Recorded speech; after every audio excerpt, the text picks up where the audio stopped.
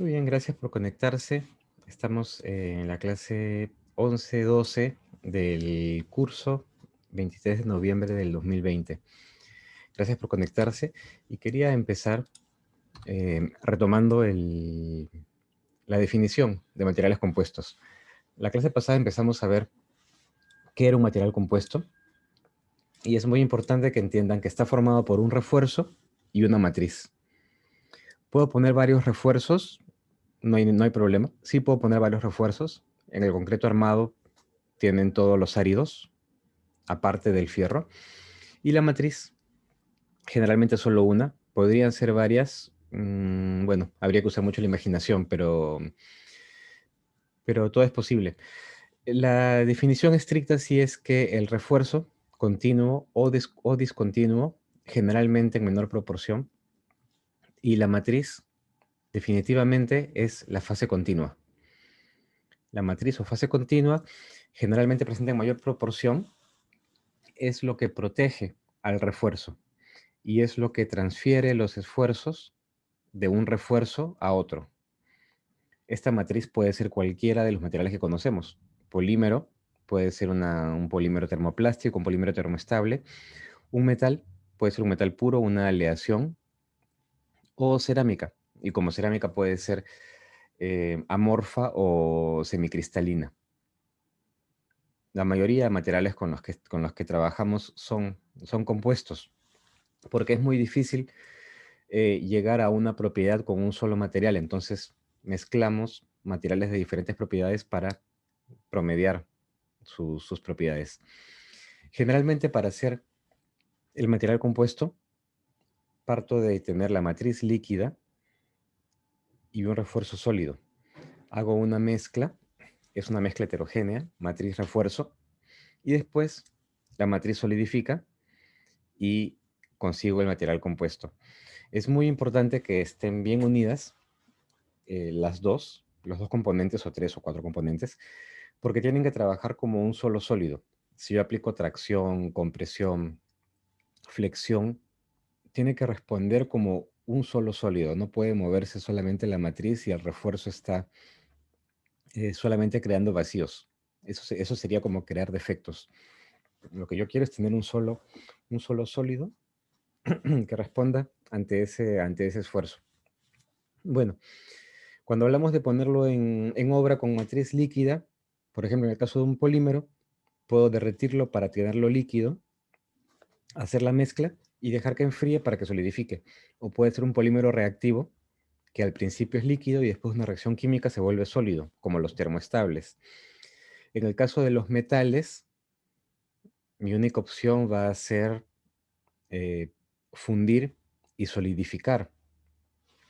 Es la única manera en la que puedo hacer que los metales formen un solo sólido por fusión. Entonces será más fácil con metales de bajo punto de fusión, como plomo, magnesio, y más difícil con metales de alto punto de fusión, como por ejemplo titanio. Pero obviamente entre el punto de fusión del magnesio y del titanio hay bastantes otros metales que pueden funcionar. Y en el caso de las cerámicas, puede ser pasando de un líquido a un sólido, como en el caso del vidrio, que lo derrito a alta temperatura y solidifica a temperatura ambiente, o puede ser con cerámicas que, que reaccionan, que solidifican por cementación. Por ejemplo, el cemento, el yeso, la arena, el cemento, la arcilla, son materiales que están líquidos en un primer momento y después de una reacción de fragua en el caso del cemento o evaporación más quemado en el caso de la arcilla, se vuelven sólidos. Entonces imagínense todas las opciones que podemos tener. En cuanto a tipo de matrices, bueno, matriz polimérica, termoestables y termoplásticos, matriz de cerámica o matriz metálica. Y una clasificación aparte son las matrices y los refuerzos de carbono y grafito, porque tienen unos procedimientos específicos y además tienen unas propiedades muy diferentes a las demás. A pesar de que carbón y grafito podemos considerarlos cerámicas, sus propiedades son muy, muy particulares, por eso acá están aparte. ¿Y cómo refuerzo un material compuesto? Con partículas o con fibras. Las partículas pueden ser pequeñas, grandes. Las fibras pueden ser continuas o discontinuas. Si son continuas, son muy largas, están alineadas. Cuando son discontinuas, son cortas y pueden estar alineadas o pueden estar orientadas al azar. Y en un tercer grupo están las estructuras, que pueden ser tipo sándwich, laminados, y cualquier objeto, cualquier material compuesto que ustedes hagan con, con pedazos, con estructuras discretas, identificables dentro del sólido. Bueno, repasando el tema de los tipos de refuerzos que existen, los refuerzos pueden ser partículas y fibras, los dos extremos. Las partículas muy pequeñas o grandes, pero generalmente en las tres dimensiones tienen tamaños similares. Las fibras, que son mucho más largas que anchas, generalmente tienen que ser más de 10 veces el largo que el ancho para considerar de fibras.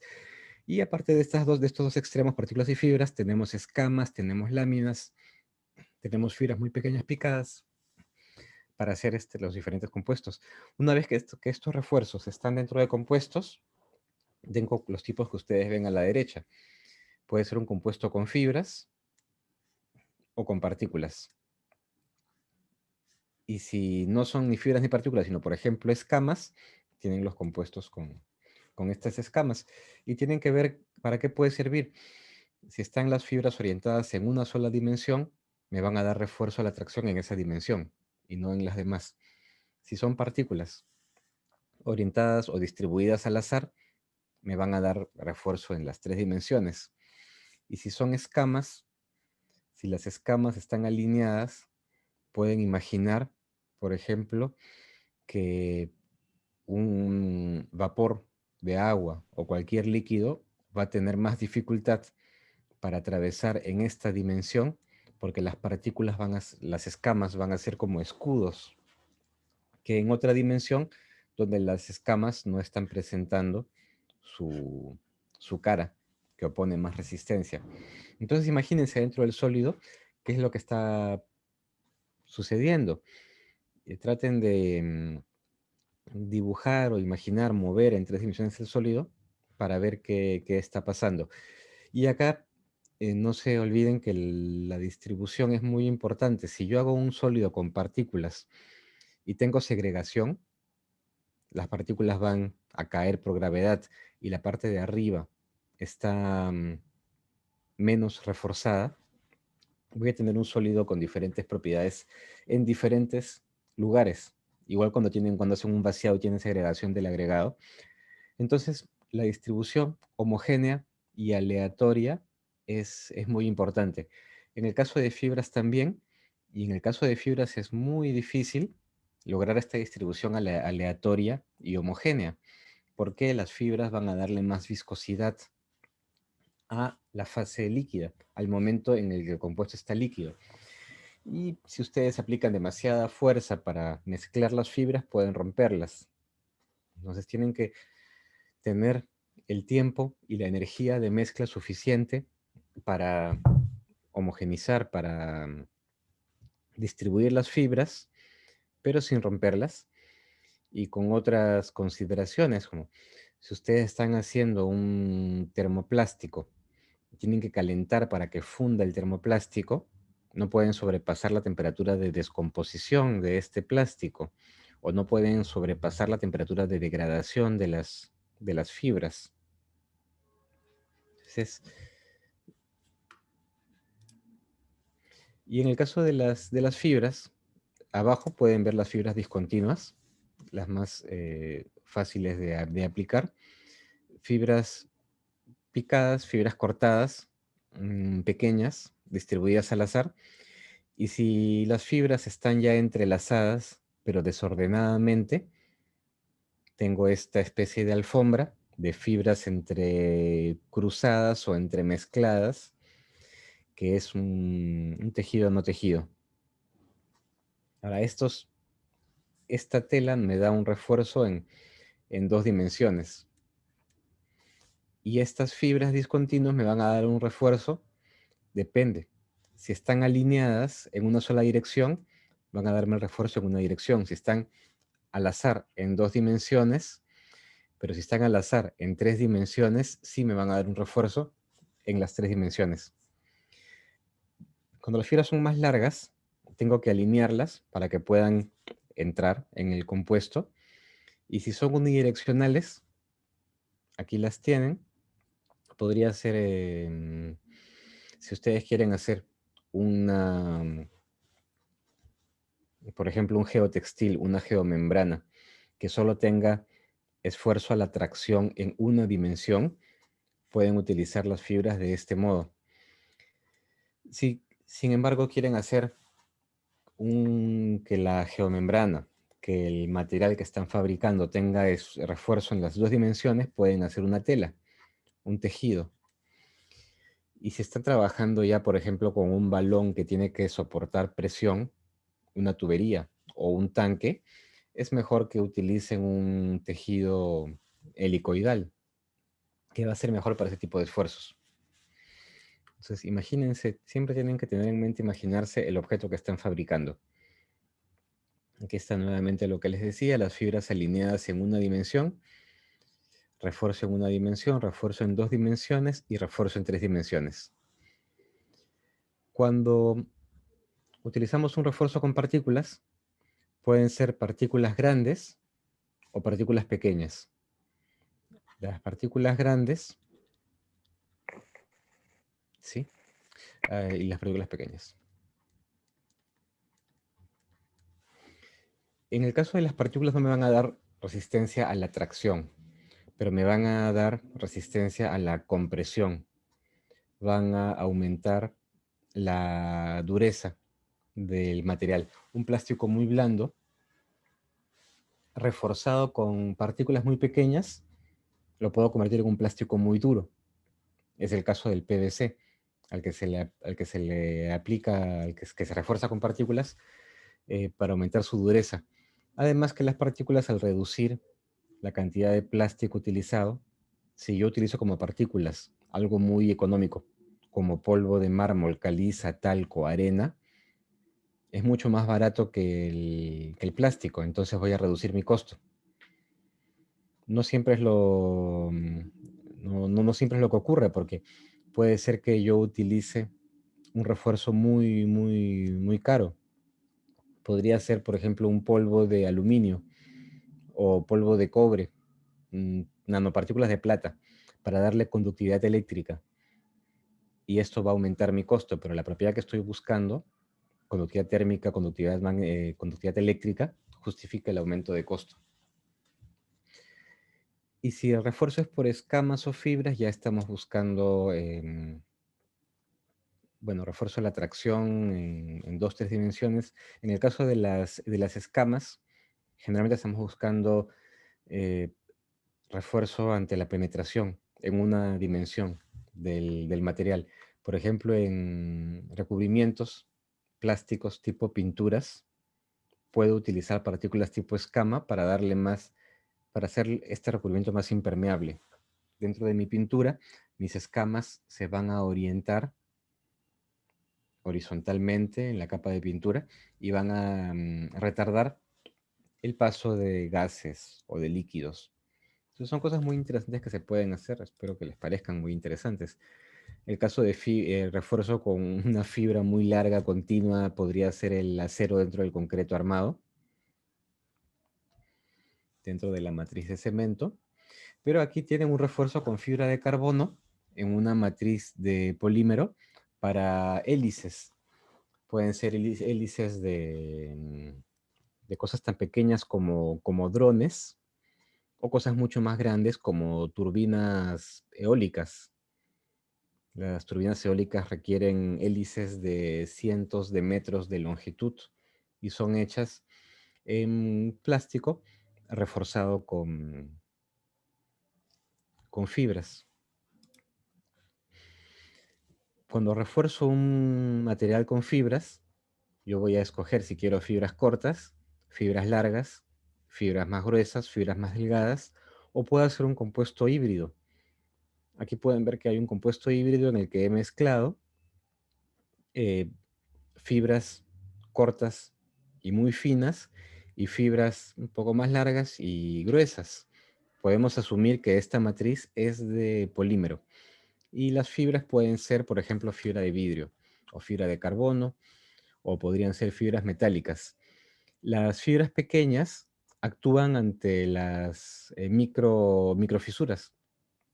Va a aumentar la dureza del material y, y van a impedir la propagación de las microfisuras. Al nivel de las microfisuras, las fibras grandes no actúan porque son mucho más grandes que las mismas microfisuras, pero cuando las microfisuras empiezan ya a juntarse, a coalescer, o las fisuras son más grandes y se forman las macrofisuras o fisuras, ya las fibras ya son mucho más grandes que las fibras pequeñas, y las fibras pequeñas no ejercen ningún refuerzo, y son las fibras grandes las que, las que actúan. Entonces, es una posibilidad mezclar dos tipos de refuerzo. En este caso tenemos una sola matriz y un refuerzo de fibras cortas y un refuerzo de fibras largas. Inclusive podrían ser materiales diferentes. Las microfibras podrían ser de cualquier polímero y las macrofibras, las fibras largas, podrían ser de un metal. No hay, no hay límite. Y tampoco hay una regla, una fórmula que me diga qué fibra utilizar o qué fibra o cuánto de esa fibra utilizar. Hay muchas pruebas que hacer. Los materiales compuestos tienen, los materiales compuestos de ingeniería, no los clásicos como podría ser el adobe con paja, pero los materiales compuestos de ingeniería tienen, no sé, 50, 70 años en el mercado, menos de 50 años de desarrollo. Entonces, no hay muchas pruebas de comportamiento o de larga durabilidad. En el caso de los metales, ustedes tienen miles de años de ensayo y error y de teorías y de estudios. En el caso de los polímeros tenemos más de 100 años de estudios. En el caso de las cerámicas también son miles de años. Pero en el caso de los compuestos son muy pocos años relativamente de estudio. Entonces, es algo que en parte frena su adopción, porque no tenemos la seguridad de su comportamiento más allá de las pruebas que podemos hacer en el laboratorio y los años de desarrollo industrial. Pero según van pasando los años, 10 años más, 20 años más, y ya estaremos mucho más seguros de cuáles son todos los parámetros que intervienen, cuáles son importantes, cuáles podemos despreciar y hacer más y, y hacer un mayor uso de estos materiales. Entonces, una de las razones por la que los aviones todavía no son hechos 100% en materiales compuestos, sino todavía usan muchos metales puros, es precisamente este eh, desconocimiento de, de su comportamiento exacto, ¿no? Todavía no estamos seguros de todos los factores que intervienen y de cuáles podemos despreciar y, y cuáles no. Sí, podemos pensar, podemos modelar pequeñas partes de estos materiales compuestos. Por ejemplo, en el caso de un material compuesto reforzado con fibras, tenemos una matriz, que en este caso podría ser un polímero, y tenemos una fibra. Conocemos la resistencia de la matriz, la resistencia de la fibra, las dimensiones de la fibra y conocemos la fuerza de unión fibra matriz. quizás la fuerza de unión, fuerza matriz, sea la parte más difícil de conocer, porque va a depender mucho del método de fabricación. Si yo hice bien mi mezcla y la matriz mojó completamente la fibra, o si la hice mal y no la mojó, o si hay aire atrapado entre matriz y fibra, o si la fibra se rompe, son muchas cosas que no sabemos, pero podemos empezar a idealizar y ya conocer los parámetros. Y ahí tenemos, podemos encontrar cosas como la longitud crítica de la fibra. Es la longitud eh, óptima para que la fibra ejerza algún refuerzo dentro del material. La fibra tiene que ser mayor a 15 veces la resistencia de la fibra por el diámetro de la fibra dividido por la resistencia al cizallamiento fibra matriz. Ahora, ¿cuál es la resistencia al cizallamiento de la interfase fibra matriz? Eso es lo que les decía que era lo más difícil de conocer. ¿Cómo sé que está perfectamente mezclado, perfectamente aplicada, perfectamente mojada? Y aún así, yo puedo aumentar esta resistencia al cizallamiento haciendo, por ejemplo, un texturizado en la superficie de mi fibra o dándole un tratamiento previo a la fibra. Pero bueno, asumiendo muchas cosas y en valores promedios, grandes promedios, en una fibra de vidrio, la fibra de vidrio es el compuesto resina poliéster con hilos de vidrio roto, tiene que ser mayor a 15 milímetros. Cuando la fibra es muy corta, si la fibra es menor a esta longitud crítica, es muy poco el refuerzo que me da y está actuando ante tracción, por ejemplo, la matriz. Y si la fibra es muy larga, está actuando la fibra, sí, está actuando la fibra mucho, pero la matriz ya no traslada esfuerzos de fibra a fibra. Tengo una gran parte central en la fibra que no está siendo sometida a esfuerzo. Y fibras más largas son más caras, son más difíciles de mezclar por el aumento de viscosidad, por el riesgo de rotura, porque sobresalen de la matriz. Entonces, por eso queremos hallar una longitud de fibra crítica que debe ser 15 veces resistencia de la fibra por el diámetro de la fibra entre la resistencia del cizallamiento de interfase fibra matriz. Entonces, acá pueden ver esquemáticamente qué es lo que pasa cuando la fibra es de muy larga. Tengo no desperdicio de fibra. Eh, a ver.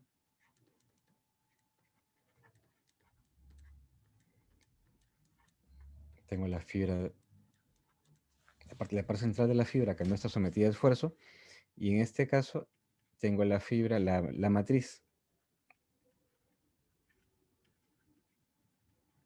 La resistencia en este caso me la va a dar la matriz.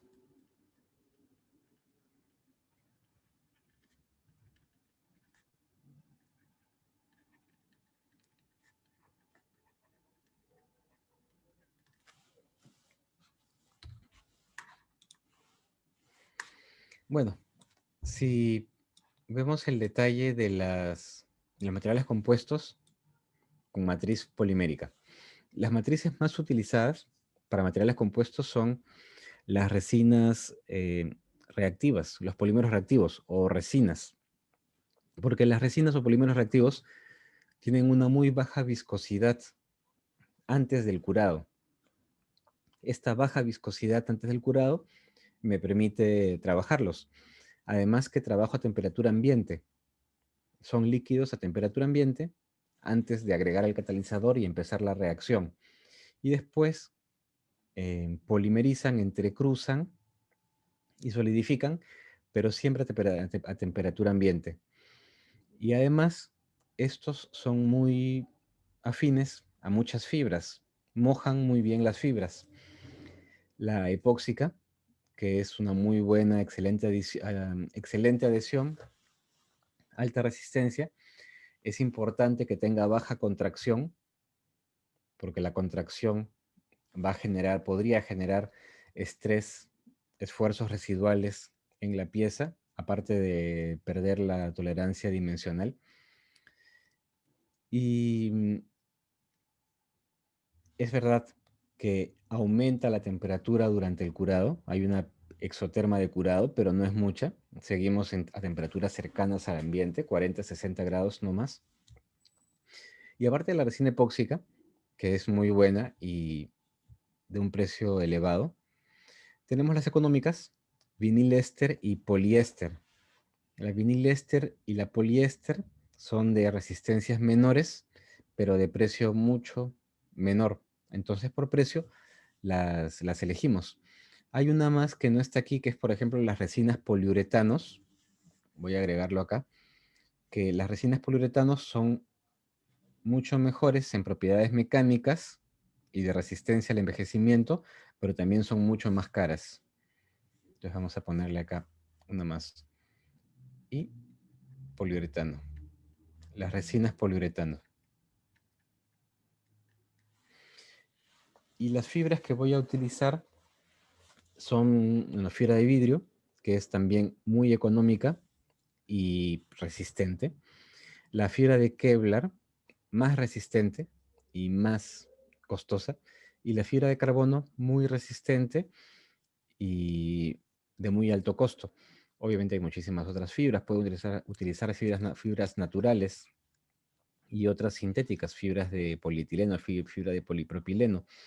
Tienen que pensar en qué están buscando. Generalmente el problema del polímero es su baja resistencia y su baja dureza. Entonces, si quiero aumentar la resistencia a la tracción, si quiero disminuir la fluencia, necesito una fibra que no fluya y una fibra rígida. Por eso es que la fibra de vidrio es tan utilizada. Económica, resistente a la tracción, no fluye. Entonces, es justo lo que no tiene una resina de polímero. Y tienen que pensar también en la compatibilidad. Queremos que el polímero moje bien la fibra para que la fuerza de interfaz sea lo más alta y mi fibra pueda ser lo más corta posible. También tenemos algunos compuestos polímero fibras que son hechos con termoplásticos, por ejemplo, polietileno, polipropileno. Podríamos fundirlos y una vez que están líquidos, mezclarlos con fibras y extruirlos. Pero tengo la desventaja de que requiero alta temperatura, más de 150 grados, para fundir el plástico y puedo dañar la fibra. Y también tengo un problema de adherencia. El polietileno, polipropileno son muy poco afines a otros materiales, entonces voy a perder en refuerzo de interfase. Así que en el caso de polímeros reforzados por fibra, lo más común es esto: epóxico o poliéster, y como fibras, fibra de vidrio. Principalmente vamos a encontrar fibra de vidrio. Claro, cuando comparan las fibras, ustedes tienen que comparar resistencia a la tracción, resistencia a la rotura, porcentaje de elongación a la rotura, su densidad, eh, y eso varía mucho. Inclusive dentro de una misma fibra de carbono, ustedes van a encontrar diferentes calidades, diferentes resistencias. En fibra de vidrio también.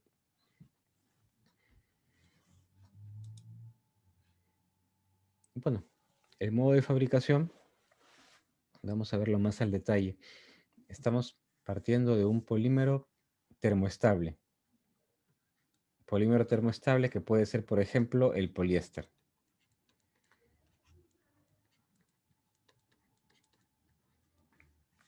Con una fibra corta, por ejemplo, fibra de vidrio. La fibra de vidrio generalmente la encontramos como fibra corta porque como es frágil, es muy difícil mantenerla en fibra larga sin romperla. Y ahí tenemos cómo fabricamos el poliéster fibra de vidrio por moldeo.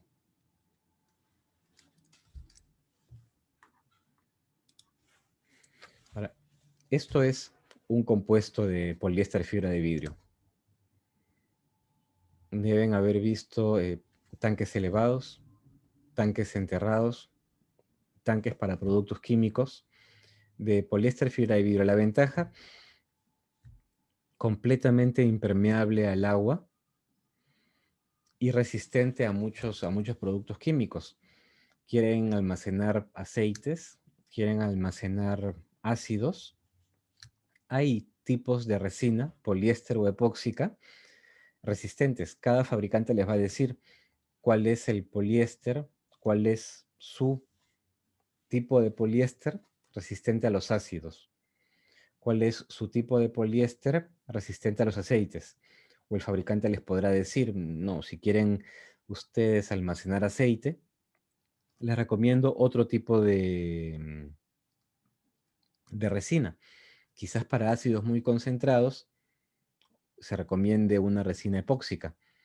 O quizás para otro tipo de corrosivos se les recomienda solamente una poliuretano.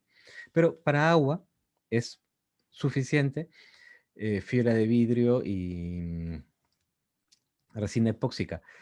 Tienen que tener cuidado de los monómeros residuales.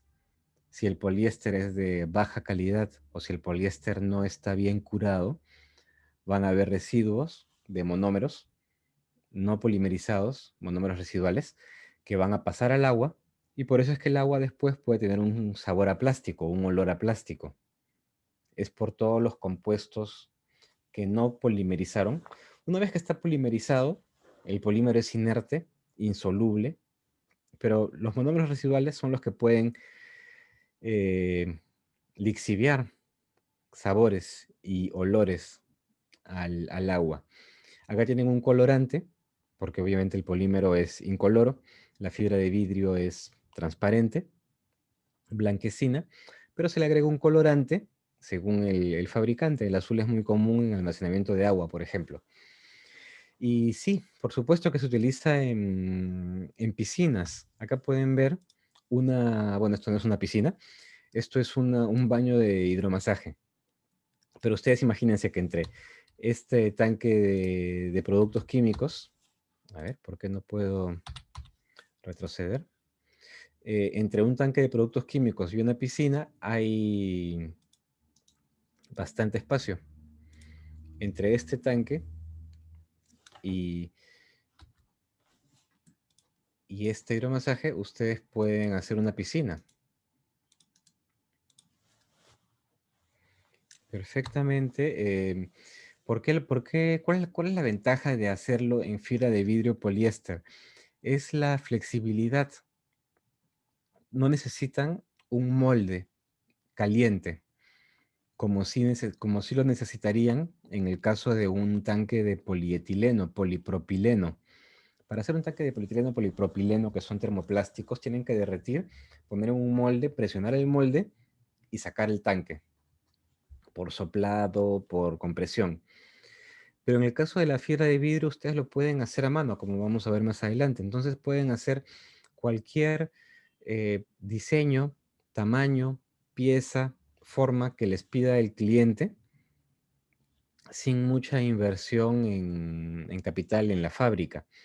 En el caso de las piscinas es muy común hacer las piscinas tanto para elevadas, sostenidas por una estructura, o enterradas en poliéster, en fibra de vidrio. Y la ventaja es la baja densidad. Van a conseguir una muy buena relación, resistencia, peso. Creo que eso es súper, súper importante, sobre todo en cosas que no son críticas. Una piscina, bueno, si falla se derrama el agua, pero no es tan crítico como el ala de un avión, que no puede fallar una vez que el avión ya está volando. Pero una tina de hidromasajes o un tanque de agua, bueno, se le da un tiempo de vida, depende del plástico entre algunas piscinas no se espera que duren más de 5 años, pero podrían hacerse para 15 años o podrían hacerse hasta para más de 30 años. Los plásticos se envejecen, pero se pueden hacer perfectamente los plásticos para más de 30 años o 50 años. Sobre todo las resinas de poliéster, que son resinas bastante conocidas y bastante desarrolladas. Bueno, esta es la razón por la que hacemos compuestos en fibra de vidrio. Y también pueden hacer, em, bueno, esto es una tina para para cualquier vivienda. Raramente van a ver que en el Perú trabajamos así, pero deberíamos. ¿Qué pasa? La fibra de vidrio es irritante. Si respiran el polvo de fibra de vidrio, es irritante para la nariz, para la garganta y para los pulmones. No es peligroso como era el asbesto, no es cancerígeno como era el asbesto, pero definitivamente el polvo de fibra de vidrio es irritante. Además que corta las manos. No sé si alguno de ustedes ha jugado con fibra de vidrio o ha tratado de hacer algún material en fibra de vidrio. Se corta la piel como muy fácilmente. Entonces tienen que usar guantes. Y el polímero, antes de la reacción, tiene muchos compuestos orgánicos volátiles. Se utilizan solventes que también son volátiles, entonces tienen que tener mucho cuidado con la extracción de los gases. Y otra cosa es que el polvo del ambiente o la humedad del ambiente puede caer en la superficie de la pieza que están fabricando y dejar un defecto dentro de la pieza, que es muy importante cuando su pieza es incolora o transparente. O en la superficie va a dejar un mal acabado superficial. Entonces tienen que estar no solo ustedes protegidos, sino la pieza protegida de polvo del ambiente. ¿Cómo hacemos? Un molde, el molde puede ser un molde reutilizable. En el caso que yo tenga que hacer varias piezas iguales, hago un molde en lo que ustedes quieran, en arcilla, en madera, en metal. Y sobre este molde colocan un desmoldante, una cera desmoldante, y agregan una capa de resina. Puede ser con una brocha. Después, un poco de fibras. La fibra puede ser como fibra suelta, esparcida como fibra suelta, o puede ser la fibra ya en un tejido no tejido, en una especie de tela, colocar la tela y otra brocha, con la misma brocha, aplican la resina, otra capa de resina, y así pueden hacer un sándwich, resina, fibra de vidrio, resina, fibra de vidrio, y se va engrosando la pared del material hasta que tienen el espesor que ustedes necesitan y terminan con una capa de resina para que no esté expuesta la fibra y ahí pueden retirar el aire aplicando presión con rodillos, con, con un plástico encima y un endurecedor o capa final para tener un buen acabado superficial. Y después de eso, bueno, esperan que reacciona porque ustedes han estado aplicando la resina con catalizador. Y según el fabricante y de la resina y según el porcentaje de catalizador que utilizaron, pueden tener media hora o 2 horas o hasta 6 horas de tiempo abierto, de tiempo de trabajabilidad antes de que endurezca.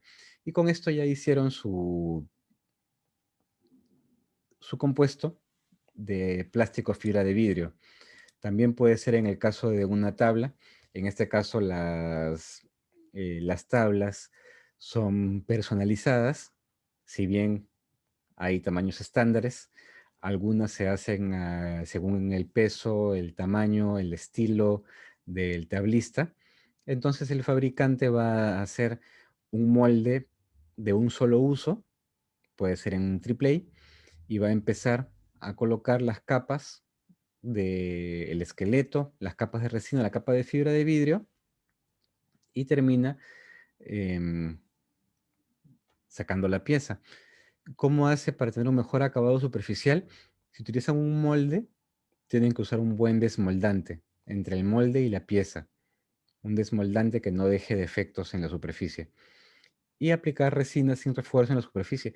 Después, una vez que está seca la resina, seca, por decir curada, por decir reticulada o polimerizada, solidificada, la resina la pueden pulir la pueden cortar y la pueden pulir, la pulen con papel de lija, con pulidoras rotativas, con pasta pulidora, hasta, hasta tener el acabado superficial que necesitan. Pueden colorear la resina en la masa, agregando un colorante, o pueden pintarla con alguna pintura que sea afín a la resina. Esto es por moldeo. Sí, el moldeo puede ser manual. Si tengo un molde abierto, coloco mis capas de resina y coloco la fibra y la resina, y con un rodillo o con cualquier herramienta presiono para que la resina tome la forma del molde y espero que endurezca. Después puedo usar un molde cerrado, o en otra pieza puedo usar un molde cerrado en el que tengo las dos superficies. Obviamente la superficie que esté en contacto con el molde va a ser mucho más lisa. Entonces un molde cerrado me da un buen acabado en todas las superficies de la pieza. Un molde abierto me da un buen acabado solamente en una de las superficies. Pero un molde cerrado cuesta el doble. Tengo las dos piezas. Lo bueno de un molde cerrado es que yo también puedo calentar si necesito acelerar la reacción. Bueno, esto es un molde cerrado para hacer piezas mucho más costosas. No sé, podría ser cajas de herramientas, loncheras, tapas de parlantes, todo lo que ustedes se imaginen. Podemos calentar. Si el molde es metálico, hay resinas que aún con catalizador no reaccionan a temperatura ambiente, que tengo que calentar a 60 o 80 grados para que reaccione. Esto, por un lado, me da mayor tiempo de trabajabilidad. Yo puedo demorarme mucho tiempo en darle forma porque no va a solidificar hasta que yo la caliente. Pero por otro lado, tengo el aumento de costo por la temperatura. Pero depende de qué pieza quieran hacer. Otra ventaja de usar un molde cerrado es que pueden retirar el aire. Con la presión del molde o aplicando vacío, pueden extraer el aire y eliminar o disminuir mucho la presencia de burbujas, porque la presencia de burbujas, aparte de un mal acabado, ustedes saben que son defectos por los que puede empezar la propagación de cualquier falla en el material. Bueno, y una vez que está sólido, abren el molde y obtienen su pieza. Por ejemplo, una pieza como estas. Sí, es un trabajo manual. En el caso de piezas pequeñas, sobre todo, porque no es fácil aplicar una tela de fibra de vidrio sin romperla, y las capas de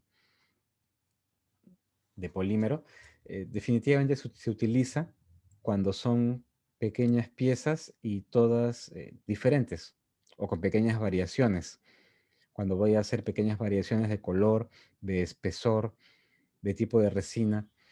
Si si queremos hacer producción masiva, grandes volúmenes a grandes velocidades, ya no conviene utilizar fibra de vidrio y resina epóxica. Si quiero hacer grandes producciones, es más rentable invertir en un molde calentado y utilizar polipropileno. Es por eso que ya estamos pasando en tanques de agua, en tanques elevados, Rotoplas, Eternit, lo que ustedes quieran. Y, y inclusive en muchos tinas, en muchas tinas e hidromasajes, estamos pasando de fibra de vidrio, proceso manual, a polietileno y polipropileno, porque en grandes volúmenes es más fácil hacer por moldeo un termoplástico que que un termoestable. Entonces, estos materiales compuestos, fibras de vidrio, poliéster, están limitados a pequeñas producciones o producciones personalizadas, con muchas variaciones. La ventaja por un lado, a pesar del aumento del costo, es la resistencia a la tracción. El polipropileno presentan fluencia, como cualquier plástico, más aún plásticos amorfos o semicristalinos. En cambio, el poliéster con fibra de vidrio no presenta fluencia porque la fibra se opone al deslizamiento.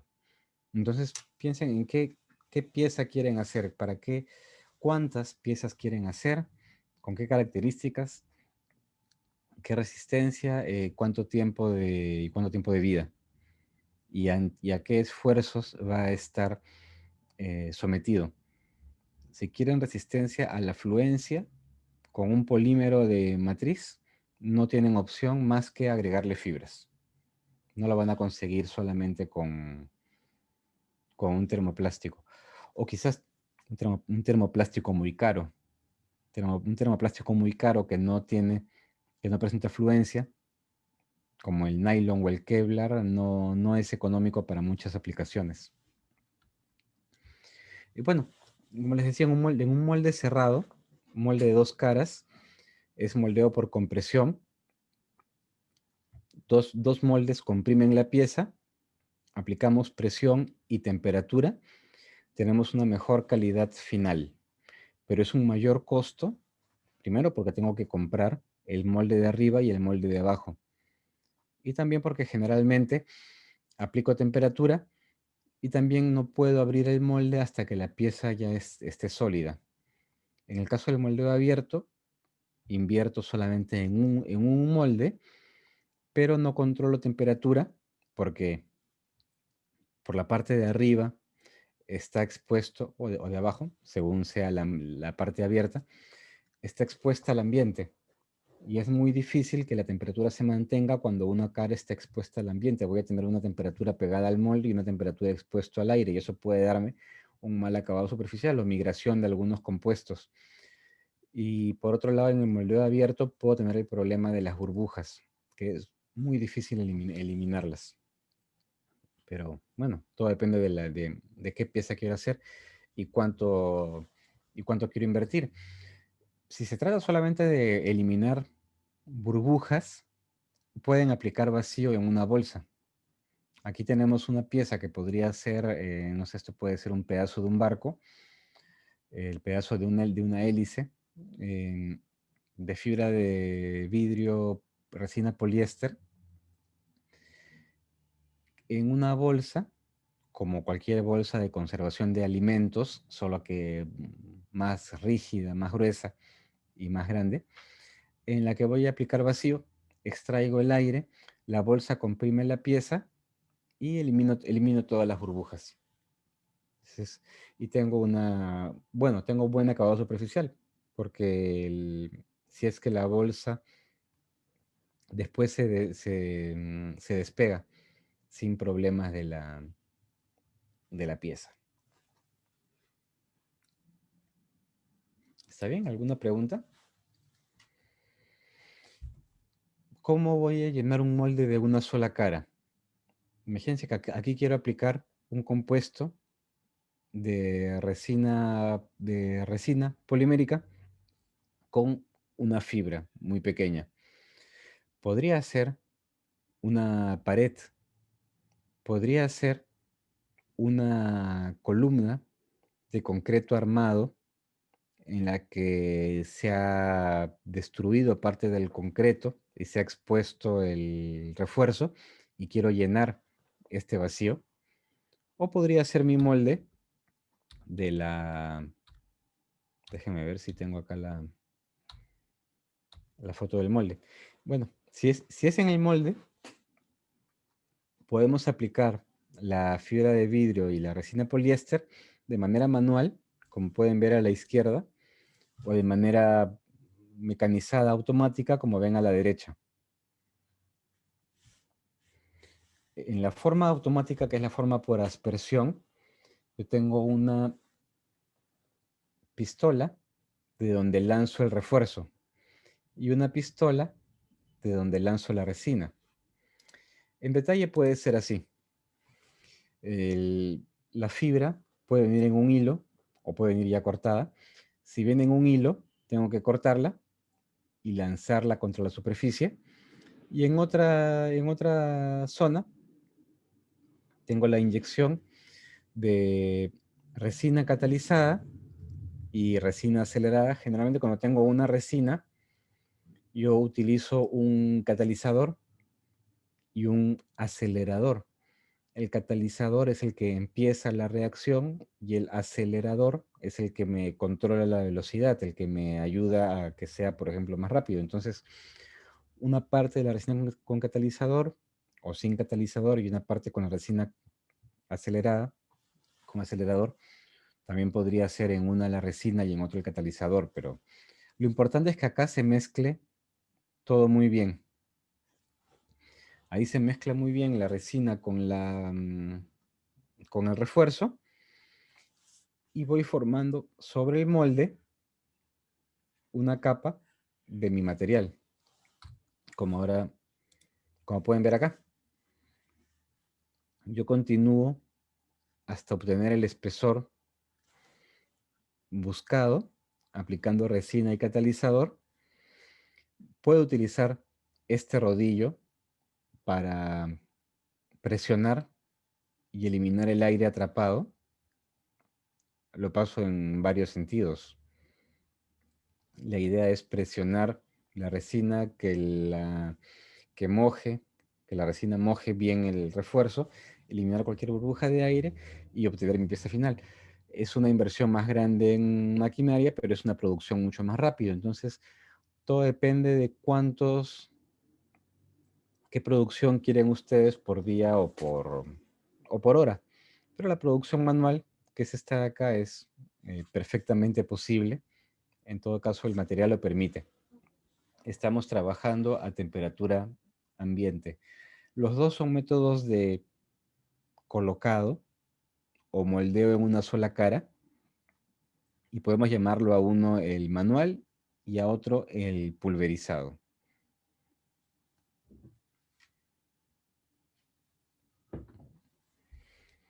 Bueno,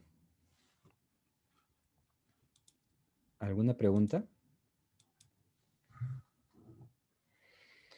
Otro método de fabricar los polímeros reforzados con fibra es el impregnado o preimpregnado. Impregnado cuando yo hago todo en la fábrica y preimpregnado cuando una parte ya fue hecho en otra fábrica y yo solo voy a terminar la puesta en obra de darle la forma, ¿no? Por ejemplo, en este caso, estoy utilizando fibras largas continuas y voy a fabricar un rollo de material casi listo para utilizar. Por un lado, ingresa la fibra sin ningún polímero. Esto solamente es la fibra, que podría ser fibra de vidrio, podría ser fibra de nylon. Y por otro lado, papel. Esto es papel desmoldante. Aplico la resina y aquí aplico otro papel de soporte. Aquí entra la resina, se mezcla con las fibras y la mezcla de resina con fibras continúa. Recupero una parte del papel y la resina con papel de soporte termina aquí. Entonces, eso hasta ahí es un preimpregnado. Tengo una resina no completamente polimerizada, no completamente reticulada o endurecida, pero con las fibras. Y ese rollo yo lo puedo llevar por todo el mundo hasta el lugar en el que lo voy a utilizar, donde voy a hacer algo para que endurezca finalmente. Por ejemplo, este preimpregnado. En este preimpregnado, mi fibra fue una fibra vegetal. Mi resina puede ser cualquier tipo de resina, pero yo lo fabrico en frío. Lo fabrico a 0 grados o menos de 0 grados. Y mi resina está lista para reaccionar tan pronto la lleve a temperatura ambiente. Entonces compro mi rollo refrigerado y lo llevo al taller, a la obra, hago la pieza y lo dejo a temperatura ambiente. O podría calentarlo con focos infrarrojos, podría calentarlo con pistolas de calor. Y en ese momento empieza la reacción. Mi resina polimeriza, entrecruza y endurece. Podría hacerlo, podría juntar varias capas. Antes de que endurezca, yo podría comprimir varias capas hasta llegar al espesor que estoy buscando y después calentarlo y hacer que solidifique. Dejar que solidifique, dejar que reaccione. Esto lo puedo hacer em, con cualquier espesor, con cualquier forma. Antes de la reacción, puedo también cortarlo.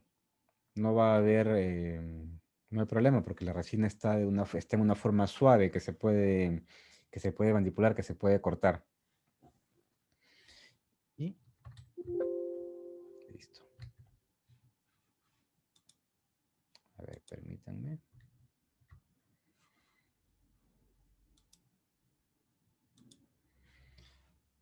Listo. Ahora, eso es una manera de hacer un preimpregnado y llevarlo por todo el mundo para después dejar que solidifique. Podría utilizarlo, por ejemplo, para envolver una columna que esté dañada. Las posibilidades son bastante amplias. Y puedo hacer también este mismo sistema para hacer em, tubos o varillas.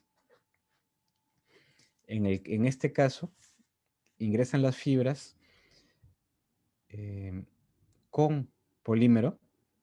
Estas ya son fibras, acá dice, sí, fibras recubiertas de polímero. Se alinean dentro de esta máquina como si fuera un peine. Las precalentamos un poco para que se ablande la resina. Aquí le doy la forma del tubo o la varilla y caliento. Puedo a la temperatura de reacción, no sé si son 60, 80, 120 grados. Y ahora sí, le doy la forma final y la reacción termina. Lo enfrío, endurece y puedo cortarlo. Así es como yo puedo comprar fibras preimpregnadas de polímero, llevarlas por todo el mundo y hacer mis tuberías. Unas tuberías como estas. Sí, yo puedo comprar preimpregnadas a una fábrica y en otra fábrica hacer el tubo, o yo puedo en mi propia fábrica preimpregnar las fibras y formar el tubo. Depende cuánto espacio, cuánta necesidad tengo para hacerlo. Pero es muy común hacer tuberías de fibra de vidrio, de resina poliéster, con este sistema. ¿Ves? En este caso estamos haciendo una varilla, pero es en la misma fábrica. Las fibras no tienen ningún recubrimiento, ingresan a un tanque con el polímero líquido, salen del tanque ya cubiertas de polímero, se les da la forma final de la barra que yo quiero fabricar y ya está, bueno, en la forma. Aquí lo caliento. Una vez que ya está, bueno, a la temperatura de reacción, solidificó. Y aquí simplemente los extraigo y después lo puedo cortar. Pues en este caso sí hice en una misma fábrica, impregnado de las fibras y curado. En este caso yo compré las fibras recubiertas, las fibras preimpregnadas. Entonces me ahorré este, este tanque. Y la producción, bueno, 1 metro por minuto, podríamos llegar hasta, no sé, 10 metros por minuto, pero tengo que dar el tiempo suficiente para que la fibra sea impregnada correctamente y el tiempo de reacción. Obviamente, cuanto yo puedo hacer túneles de curado más largos para que la velocidad sea más rápida. Ya son cosas de cálculos de ingeniería. ¿Está bien? Es la misma máquina vista de manera menos esquemática. Todas las bobinas de hilo, el baño de hilo, la resina está aquí, la forma, el formado de la pieza, y aquí está el calentamiento, la temperatura para el curado. Y finalmente aquí está el corte. ¿Está bien? Otra cosa que puedo hacer con hilos preimpregnados es un tanque o una varilla. Si quiero hacer un tanque, que les hablé de que el tejido helicoidal se usaba cuando requeríamos resistencia a presión, también se usa cuando queremos resistencia a la flexión muy, muy grande. Entonces, un tanque de aire, por ejemplo, para hacer el pulmón de aire de una bomba hidroneumática, o en el caso de una caña de pescar, o un poste de alumbrado eléctrico, que tiene que ser muy largo y muy rígido. Ahí lo podemos hacer con este tejido helicoidal. Puede ser el hilo preimpregnado, le doy la forma y lo caliento, o puede ser en hilo, o puede ser solamente el hilado y después se le aplica la resina por cualquier otro método. Pero sí, si yo quiero una alta densidad de refuerzo, es mejor que sea preimpregnado. Al ser preimpregnado, yo me aseguro que todas las fibras estén cubiertas de polímero, cosa que no puedo hacer si primero hago el hilado y después lo sumerjo. Las fibras que ya están en contacto entre sí no van a recibir o no van a aceptar entre ellas el polímero, pero si ya están preimpregnadas, sí. Entonces es muy, muy, muy útil. Y claro, en el caso de los tejidos, tenemos diferentes tipos de tejidos, ¿no? Helicoidal, en la circunferencia, hasta los polos. Depende de la resistencia, depende, bueno, tienen diferentes precios, diferentes costos, diferentes velocidades y diferentes resistencias que pueden obtener. Cuando usan la fibra preimpregnada, puede ser fibra de vidrio, pero ustedes imaginarán que es muy difícil hacer fibra de vidrio que pueda tener esos ángulos a 90 grados sin romperse. Entonces tenemos que usar otras fibras. Tipos de fibras que sean muy resistentes a la tracción, porque lo que queremos es resistencia a la tracción. Entonces, nylon, poliamida en general, que son nylos, teflón, y de menor resistencia a la tracción, pero menor costo, polipropileno, de alta densidad mejor, poliéster, policarbonato, poliuretano. Ya ustedes escojan en la fibra que quieren la temperatura máxima de utilización. Tienen temperaturas bajas, como el poliéster, polietileno, 60-80 grados de temperatura de uso, pero tienen el teflón, 260 grados. Bueno, máxima y mínima, porque tenemos en el teflón de menos 250 a 260. Y en el caso del polipropileno, solo de menos 10 a 100. Entonces el rango no es mucho. Alargamiento de la rotura, el polipropileno no es una fibra que me dé mucha resistencia a la elongación. Se elonga mucho. A diferencia a diferencia del nylon, que se elonga mucho menos. Vamos a ver los valores que deben comparar. Por ejemplo, polipropileno, elongación a la rotura contra el nylon. Temperatura de utilización máxima y mínima del polietileno de 100 a -10, y en el caso del teflón 260 a 250. Entonces tienen que comparar esos parámetros al elegir cuál es la fibra que van a utilizar para su material compuesto.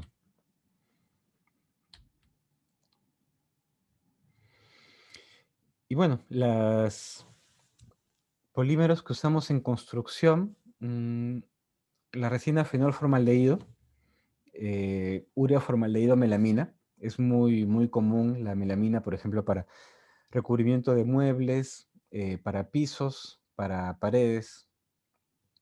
Son económicas, no tienen mucha resistencia estructural, por eso usamos más bien en recubrimientos. Ureformaldehído, melamina, fenolformaldehído son principalmente recubrimientos. Antes también se usaban, por ejemplo, en aislamiento térmico. Bueno, resinas epóxicas, también para recubrimientos, poliésteres, poliuretanos y siliconas. ¿Cuál es la ventaja? ¿Por qué usamos principalmente estas 6 resinas? Todas son inertes químicamente, amplio rango de temperatura de trabajo. Estas no presentan fluencia. Bueno, los polímeros termoestables. Los polímeros termoestables no fluyen porque están entrecruzados. El entrecruzamiento no permite la fluencia. Son duros, resistentes, impermeables. A diferencia de las cerámicas, resisten el impacto. ¿Por qué no usamos los termoplásticos? Bueno, porque podemos usar termoplásticos, pero los termoestables, por mayor estabilidad, mayor rigidez, mayor resistencia a la fluencia, son preferibles a los termoplásticos. A los termoestables son preferibles a los termoplásticos, a pesar de la dificultad de puesta en obra, porque requiere dos procesos: el proceso de pasar de líquido a sólido, que lo tienen que hacer ustedes, a menos que compren la pieza ya hecha. Muy bien, entonces ya saben que en los plásticos tenemos plásticos rígidos, flexibles y elastómeros o elásticos. Ustedes tienen que elegir el plástico, en el caso de escoger una fibra de refuerzo, el que les dé la propiedad que ustedes están buscando que les falta. Si están reforzando un poliéster que es relativamente flexible, tienen que reforzarlo con un plástico rígido o con una fibra rígida. Más aún si es un elastómero que es muy flexible. Entonces, fibra de refuerzo dentro de un plástico, dentro de un polímero, generalmente polímeros rígidos. Si no, no estamos aportando nada al compuesto. ¿Y qué podemos comparar cuando estemos escogiendo los plásticos? Bueno, temperatura de trabajo. Los polímeros más comunes y económicos: PVC, polietileno, polipropileno, tienen una baja resistencia térmica, 120 grados. Si quieren polímeros que resistan de 150 a 200 grados, acá ya pueden trabajar con otros plásticos especiales, poliéter sulfona, algunos tipos de nylon muy resistentes. Intermedios entre estos polímeros, por ejemplo, poliéter etercetona o la marca registrada Kapton, que es un polímero muy usado en electrónica porque resiste alta temperatura. Y aquí en este caso, intermedios tienen el nylon. Y el costo también está relacionado con su rendimiento. Los de menor costo son los de menor resistencia térmica y menor resistencia mecánica también.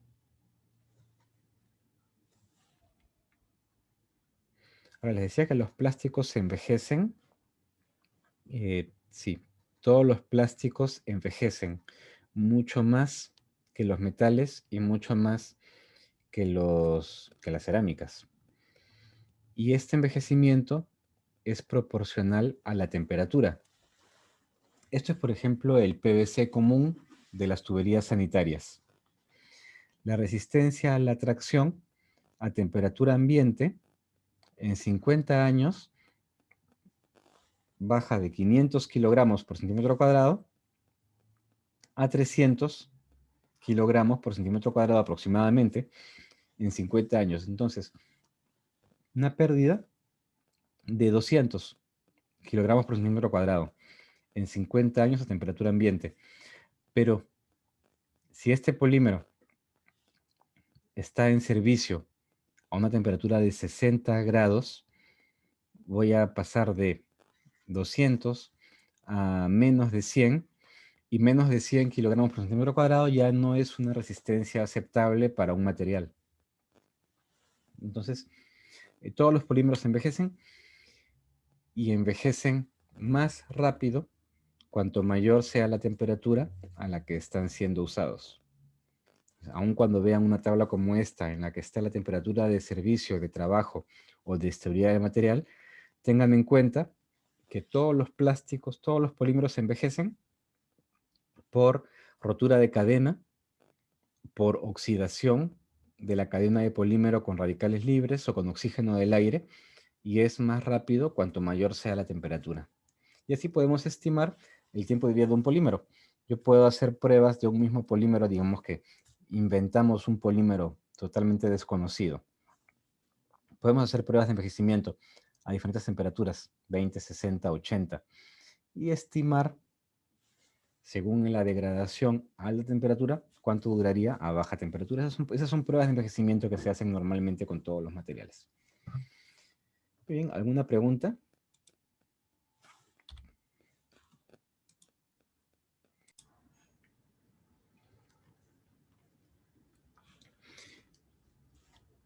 Entonces, hemos visto cómo hacer polímeros con fibras.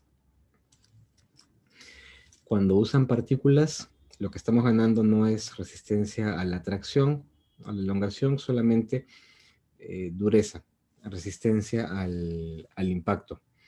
Y otras cosas como reducción de la inflamabilidad, reducción de costo, obviamente. Algunos también consideren que algunos rellenos van a cambiar el color, van a darle opacidad. Si quieren un plástico totalmente transparente, tiene que ser aparte un plástico amorfo y no le pueden poner un refuerzo porque este refuerzo va a eh, difractar la luz y va a hacer el material opaco. Bueno, ahora compuestos con matriz metálica. Como saben, el refuerzo lo que da es resistencia al impacto, por ejemplo. Pero la matriz es lo que me da la resistencia química. Entonces, un compuesto de matriz metálica tiene el metal expuesto al ambiente. Y esta matriz metálica va a ser sujeta a la oxidación, por ejemplo. Entonces, al tener el metal como matriz, tenemos que considerar que podría oxidarse según qué metal sea. Por ejemplo, en esta foto es una matriz de aluminio y es un refuerzo de carburo de silicio. El aluminio es un metal relativamente maleable y el carburo de silicio es duro. Entonces, aluminio con carburo de silicio lo que me va a dar es, por ejemplo, dureza, resistencia a la abrasión. Pero el aluminio va a seguir siendo conductor eléctrico. Esta pieza de aluminio conduce la electricidad, pero es más dura que el aluminio puro. Estamos buscando propiedades que no conseguiría con una aleación, o que serían mucho más costosas de conseguir en una aleación. Otro ejemplo podría ser titanio con carburo de silicio, magnesio con carburo de silicio. ¿Cómo fabricamos este compuesto? Puedo fundir el aluminio. El aluminio tiene un punto de fusión, no sé si es 600, 700 grados, no es muy elevado. Yo puedo fundir el aluminio en el líquido, introducir el carburo de silicio, hacer la mezcla y dejar que solidifique. Entonces ahí tienen su material compuesto de matriz metálica, refuerzo cerámico. No puedo incluir un refuerzo de polímero. El polímero se quemaría si tuviera que fundir mi metal. Aún en el caso del aluminio, voy a quemar mi polímero antes de lograr fundir este metal. Entonces ahí tengo una limitación, temperatura de fusión. Pero un refuerzo de cerámica que tiene una mucho mayor resistencia a la temperatura, funciona muy bien dentro de una matriz metálica que puedo fundir.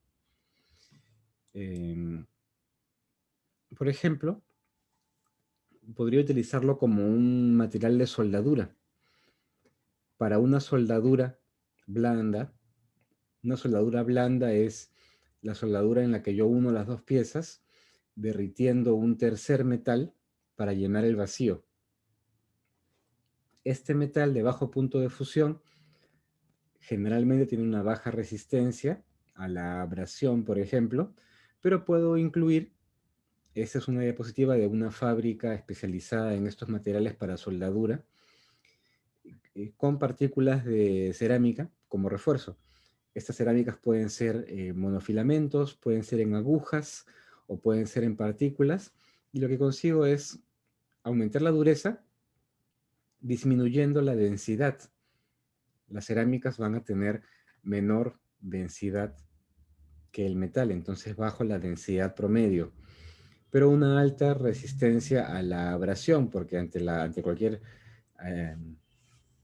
golpe, cualquier fricción, la cerámica se expone y la cerámica resiste a la abrasión, y aumento la dureza del material.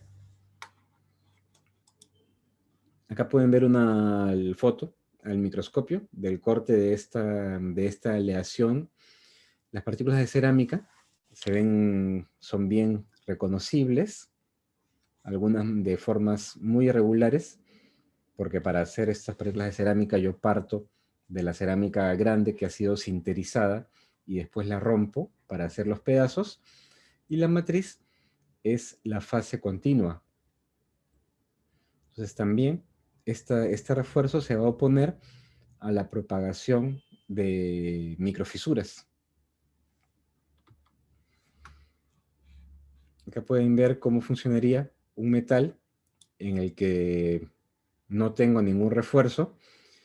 Por ejemplo, en el revestimiento interno de un molino para minerales. El mineral desgasta el metal de manera muy fácil. A ver, voy a hacer una foto, una ampliación.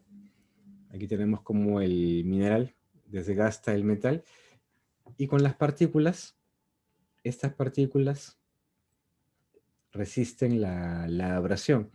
Además, a cómo aumentan la dureza en el caso de un impacto, las partículas ayudan a disipar la energía.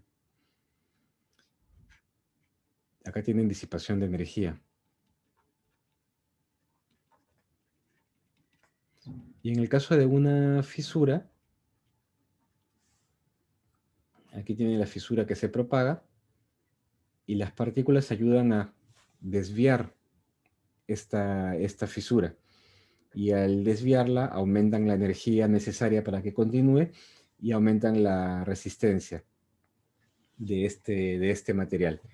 Y en el caso de estos materiales para soldaduras es muy fácil. Hago la mezcla de el metal fundido con las partículas, mezcla homogénea, y tengo mi material.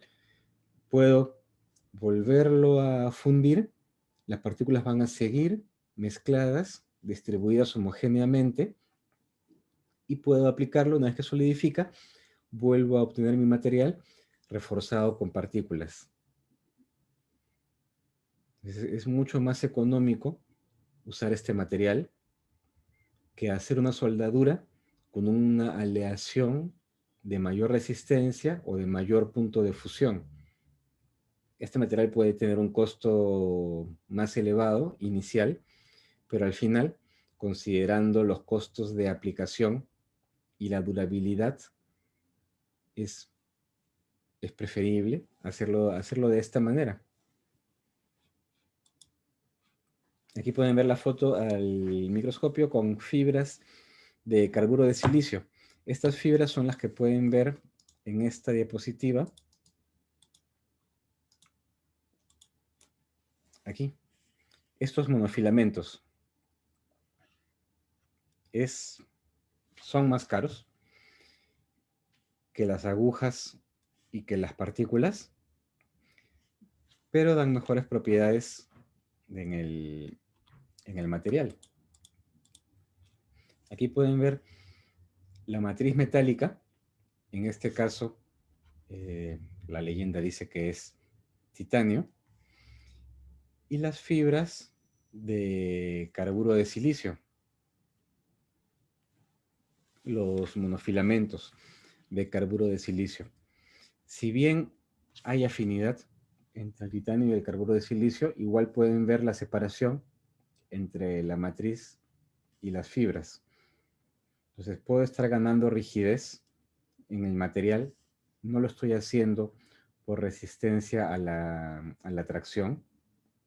No es lo que estoy buscando. Estoy buscando resistencia a la abrasión y al impacto. El carburo de silicio es una cerámica de un precio muy alto. Hacer fibras de carburo de silicio tiene un precio aún más alto, pero el titanio también es un metal muy costoso. Entonces la combinación de un metal de muy altas propiedades mecánicas a alto costo, con unas fibras también de alto costo y altas propiedades mecánicas, es lógico. No puedo mezclar, o no voy a mezclar, un metal muy extremadamente económico con una fibra extremadamente cara. El promedio no va a ser tan interesante como en este caso. Pero acá sí tenemos una mezcla adecuada entre los dos. Acá tenemos el mismo carburo de silicio, pero en granos, en partículas pequeñas. Las partículas pequeñas son más económicas y el magnesio también es un metal relativamente económico. Entonces es una mezcla bastante interesante. Recuerden igual, el titanio es un metal muy resistente al ataque químico, ante la oxidación. El titanio no se oxida o se oxida muy difícilmente. El magnesio, por el contrario, sí se oxida. Entonces, en el caso de exposición a ambientes agresivos, a ambientes oxidantes, voy a preferir la matriz de titanio, y en un ambiente que no está sujeto a mucha corrosión, puedo utilizar la matriz de magnesio. Igual, el magnesio tiene un bajo punto de fusión, puedo mezclarlo en fundido. El titanio tiene un punto de fusión mucho más elevado, entonces ya desde el punto de vista de fusión de este material es mucho más difícil y mucho más costoso hacer esto que hacer el mineral con magnesio. Después hay otros métodos para fabricar el material. Déjenme ver si tenemos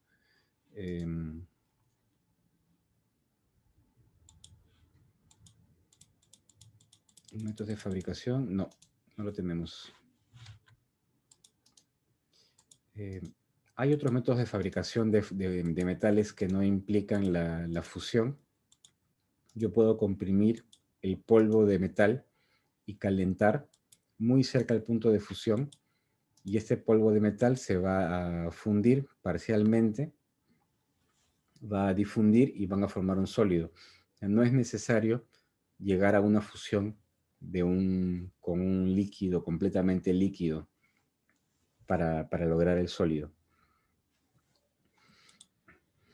Y ahora, si queremos utilizar no una matriz polimérica ni metálica, sino de cerámica.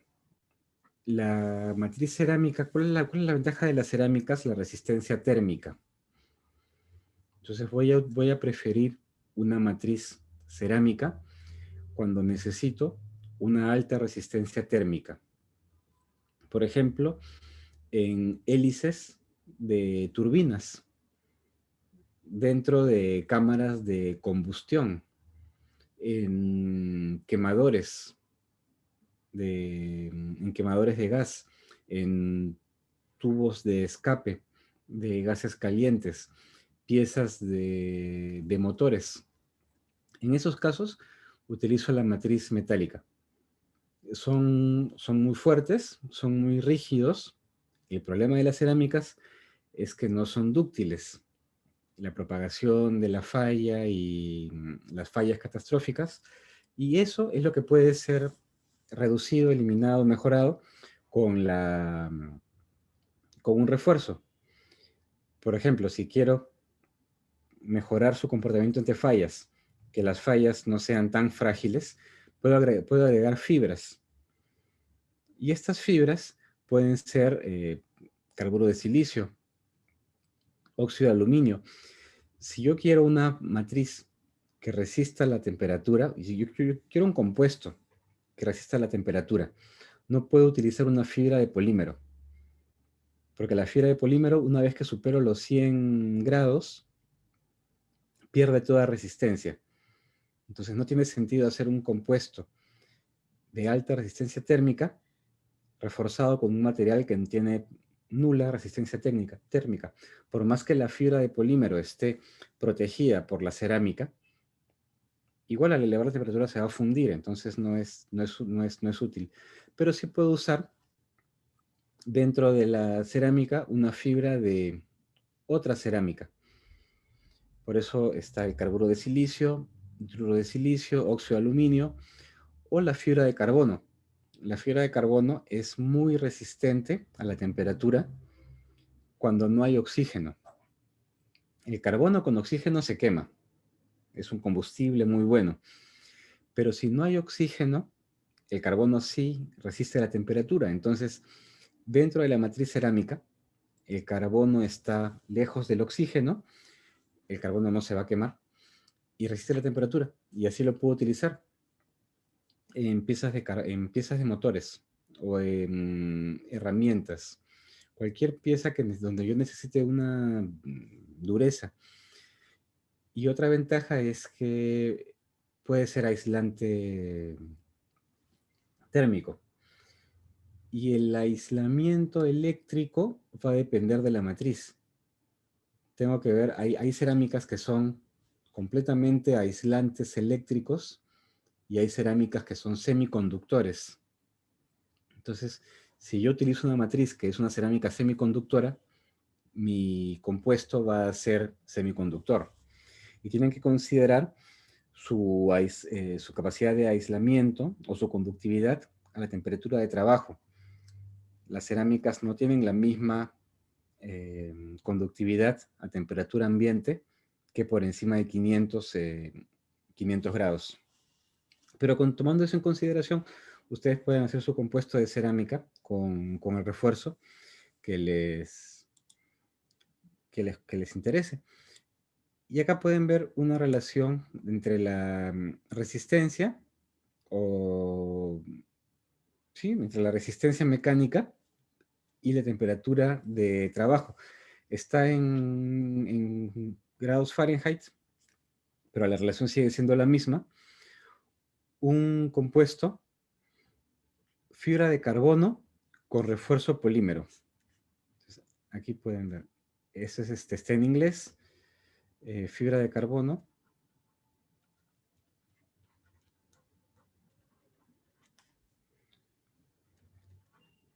Polímero reforzado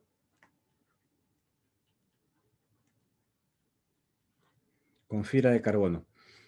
Alta resistencia mecánica pero baja temperatura de trabajo.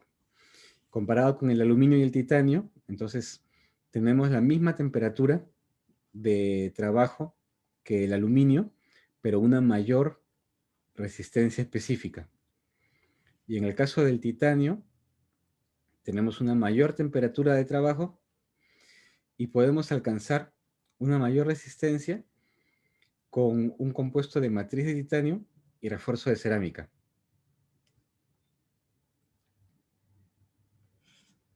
Esta de acá es matriz de titanio y refuerzo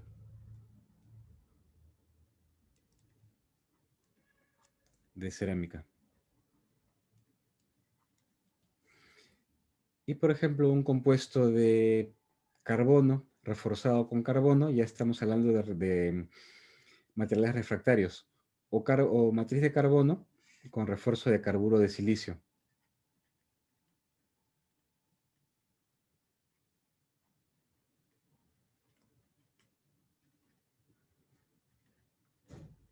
Recuerden que el carbono resiste la temperatura en ausencia de oxígeno.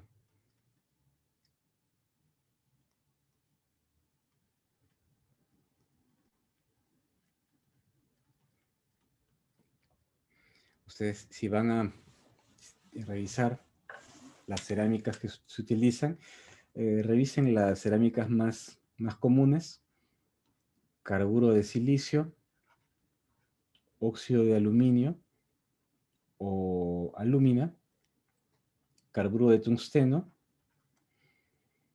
¿Qué otras pueden revisar? Hay muchas cerámicas o el mismo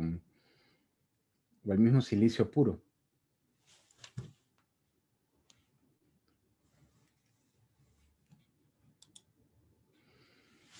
No, acá pueden ver una foto.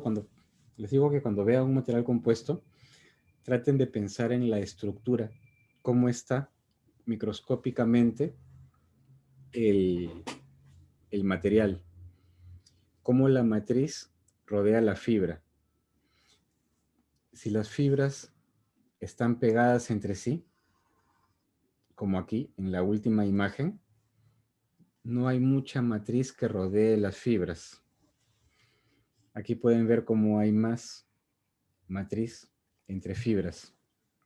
Este es un corte del material compuesto después de la rotura, y pueden ver cómo de estos agujeros aquí ha sido arrancada la fibra y aquí la fibra está rota. Y este compuesto, que parece ser de monofilamentos orientados, tenía, bueno, resistencia más en una dirección que en otra dirección. Piensen cómo está hecho el compuesto y qué tipo de refuerzo le va a dar. Bueno, el concreto, que es un compuesto de matriz cerámica, refuerzo cerámico, porque consideramos al árido como una cerámica. Y el cemento, una vez fraguado, también es una cerámica. Ahora, cuando hacemos concreto lanzado o shotcrete, ya hay otro refuerzo. Aparte de la pasta de cemento y el agregado fino, podemos utilizar, aquí pueden ver en la primera parte, una malla de acero. La malla de acero es colocada contra la pared y encima se dispara el concreto. Esto es lo que pueden ver aquí. Entonces aquí tienen su concreto armado en la pared. Y en esta otra parte, en la segunda parte, no tienen la malla metálica y tienen dentro del concreto fibras de metal, fibras de metal.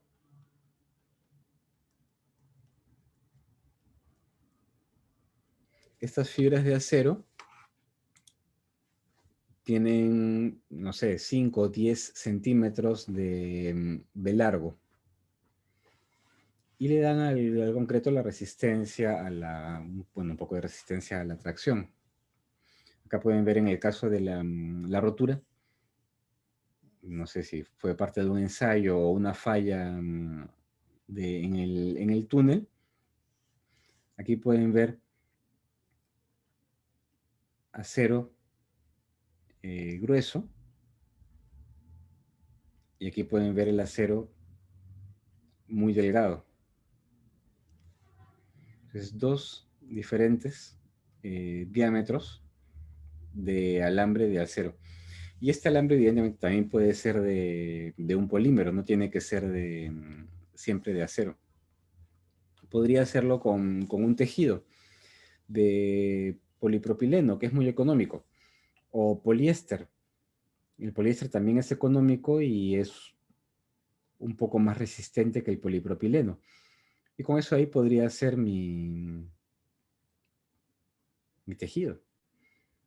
No hay límite en cómo puedo hacer mi material compuesto con cerámica y refuerzo de fibras.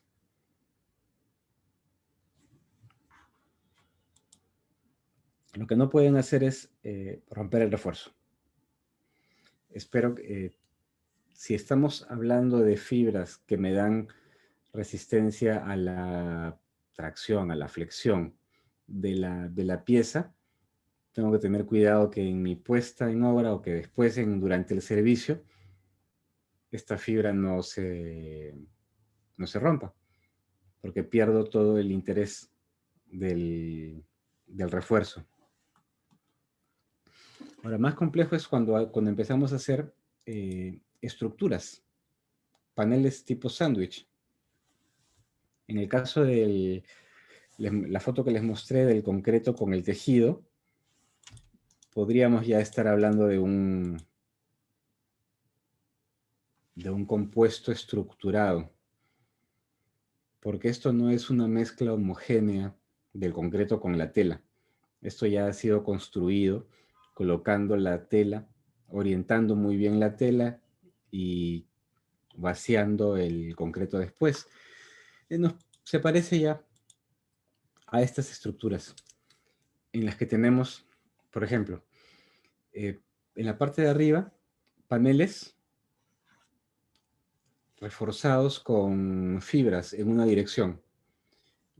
Pero yo coloco muchos paneles alternados, 90 grados o 45 grados, y de esa manera consigo la resistencia en las dos dimensiones y aumento la rigidez. Así es como yo logro hacer, por ejemplo, el triple A. La madera tipo triple A está formada por 3 pliegos de madera, 2 en una dirección y el del centro en otra dirección. Con eso yo consigo la rigidez.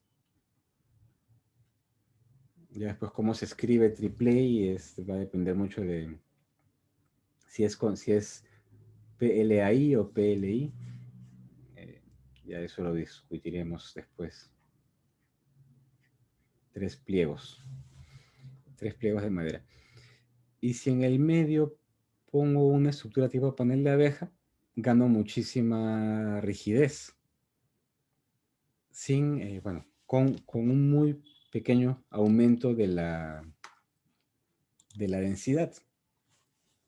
Si comparamos una plancha de metal sólido con una estructura de 2 planchas y un panel de abejas en el centro, con el doble del espesor, yo consigo 7 veces más rigidez, 3 veces más resistencia y prácticamente sin aumento, bueno, un aumento mínimo del peso. Y esta estructura interna puede ser un panel de abejas, pero también podría ser una madera muy ligera como la balsa, o podría ser espuma de poliestireno expandido, que también me va a dar mucha rigidez y no va a aumentar el peso. ¿Dónde lo pueden ver? Bueno, esto lo pueden ver en planchas de mesas. Por ejemplo, si quieren hacer escritorios, puertas. Acá pueden ver podría ser un panel de prefabricado. Tienen la rigidez, bajo costo, y aislamiento térmico y aislamiento acústico por la cantidad de aire que está incluida. En una puerta, igual, podrían hacer el panel de abejas de cartón y el marco de madera y la plancha, las dos planchas, las dos caras en melamina o en triple A, un enchapado de madera. Ya depende cómo ustedes hagan el objeto. Aquí tienen que construir este objeto como si fuera una estructura en sí, pero se sigue considerando material compuesto. Necesitan una buena adhesión. Si no tienen una buena adhesión entre las partes que lo forman, no van a tener rigidez. Las piezas se van a deslizar unas sobre otras y no van a conseguir la rigidez que quieren.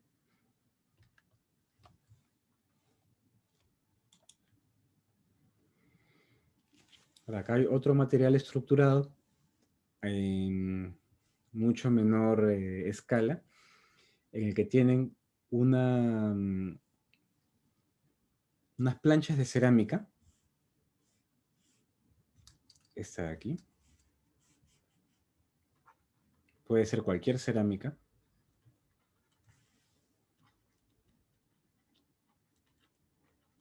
Y en el medio, entre cada placa de cerámica, hilos de acero. Esto es un hilo de acero. Y está unido por un pegamento epóxico. Entonces, tienen tres componentes: placas de cerámica, un tejido de acero y un pegamento de resina epóxica. El pegamento ayuda a transferir las cargas entre la cerámica y el metal. El metal le da resistencia y la cerámica rigidez. O podría ser aislamiento térmico. Acá los problemas que se presentan, como siempre, acá tienen delaminación entre el pegamento epóxico y el fierro y el acero. Pero acá tienen una de las ventajas: cuando se propaga una fisura, acá pueden ver cómo la fisura fue detenida, cómo la fisura fue, ¿sí? La propagación de la fisura fue interrumpida por el metal y el acero. Entonces, aquí tienen todo lo que pueden hacer con una cerámica. En el caso de refuerzo con partículas, a ver, vamos a ver un material reforzado con partículas.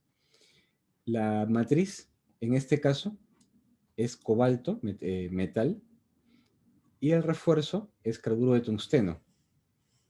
Entonces, aquí pueden ver carburo de tungsteno y cobalto. Matriz metálica, refuerzo cerámico. ¿Cómo calculo qué resistencia voy a obtener en este material compuesto? Espero que la resistencia esté entre los dos materiales. Si este es el módulo de elasticidad del carburo de tungsteno y el módulo de elasticidad del tungsteno puro, yo trazo dos líneas, esta que va a ser mi límite superior y esta que va a ser mi límite inferior. Y yo espero que el módulo de elasticidad de mi material compuesto caiga entre estas dos dos líneas. No puedo calcular cuál va a ser, pero sí puedo calcular cuál es el mínimo y cuál es el máximo que voy a obtener. Y esas son las fórmulas. El máximo que voy a obtener está dado por el promedio de los dos valores y ponderado por el volumen de cada material. Y el límite mínimo es este de aquí. El módulo de las partículas dividido entre el promedio del módulo de las partículas y de la matriz, ponderado por su porcentaje en volumen.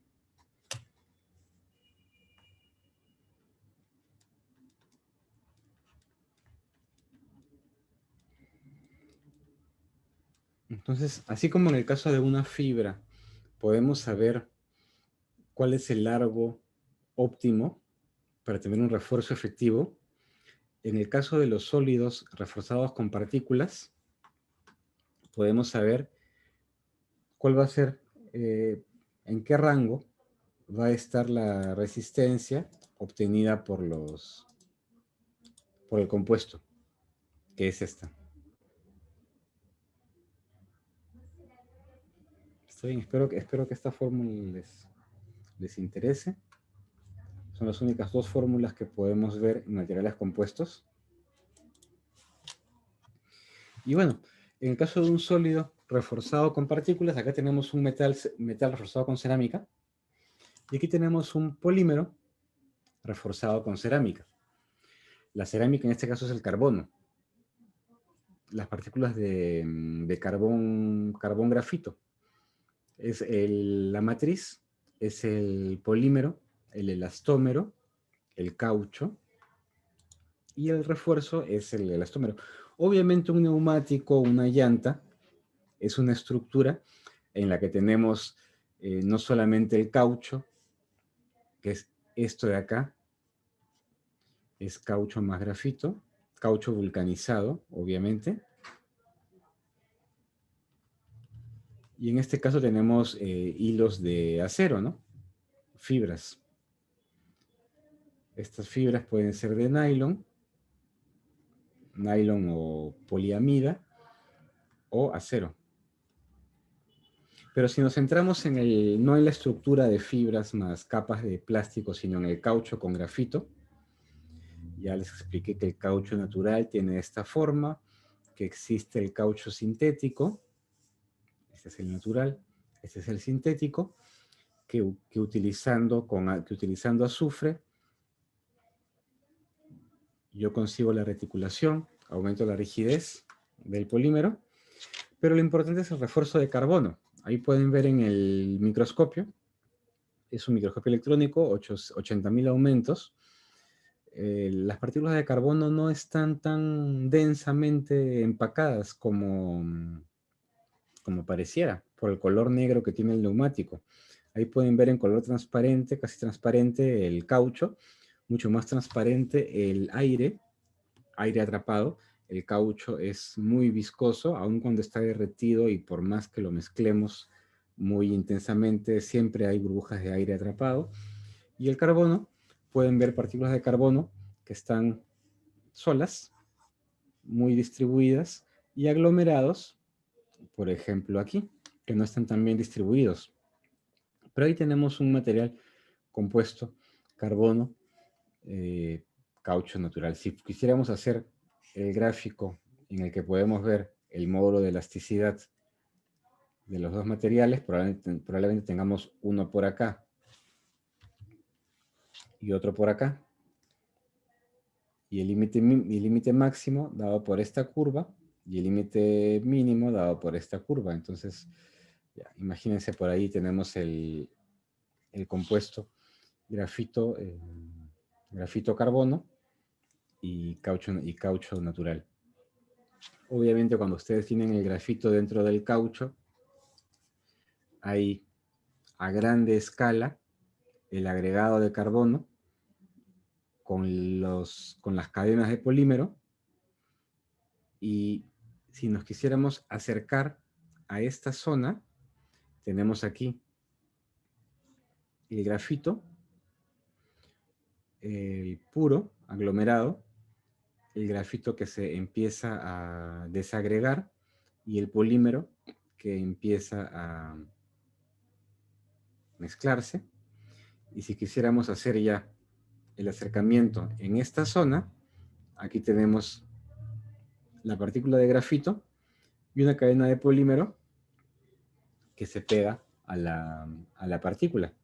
Cuando ustedes vean una foto, por más simple que parezca, como esta de aquí, piensen en qué es lo que está pasando en la interfase entre el carbono y el polímero, cómo se está mezclando, cómo el polímero está en contacto con el sólido, con el refuerzo, y para que haya afinidad entre el refuerzo y el polímero, es necesaria aquí la interfase, la fuerza de adherencia.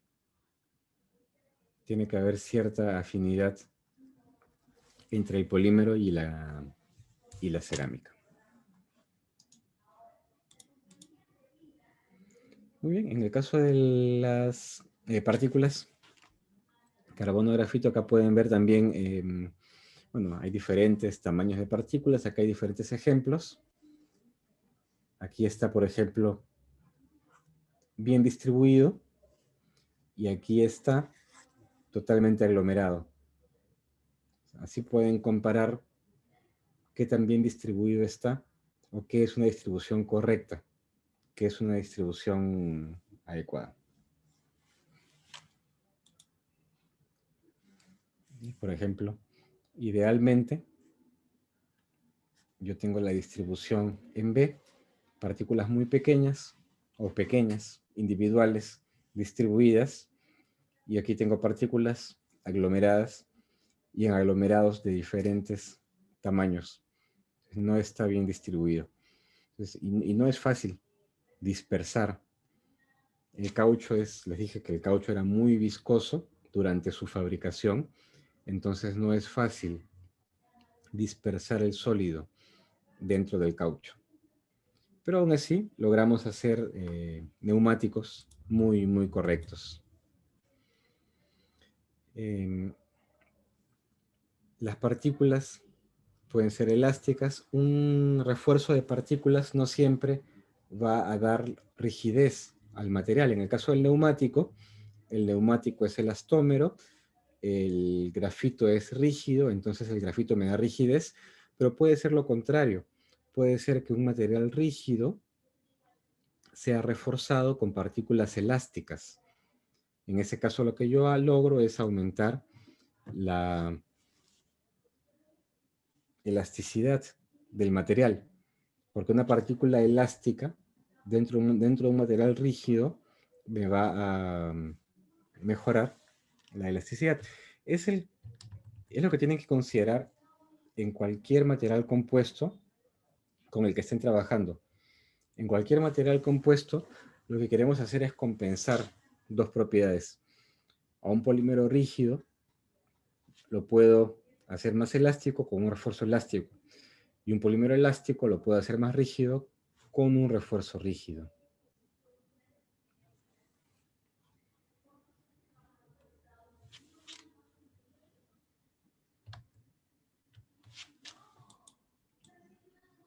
Sí, en el caso del grafito, el grafito es un material que forma láminas, un material laminar, y estas láminas se oponen a la propagación de una fisura, por ejemplo.